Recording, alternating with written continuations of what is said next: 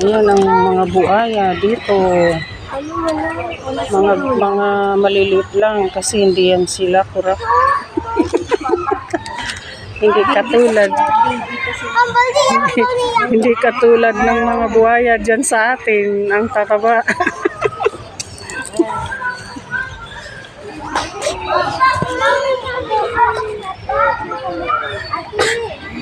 Ito yung niluluto ba ano? Ito siguro yung niluluto nila. Maliliit lang. Ayan, ang dami. Ito yung kinakarne nila. Ano lang yung mga LPO. LPO yan. Maghuli ka kaya ng isa. Ilagay natin dun sa gate ng batasan. Siguro gulat sila, no? Ba't may buhaya dito sa gate ng batasan?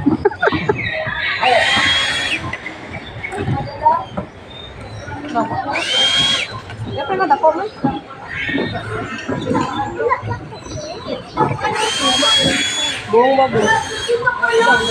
Ito yung pala.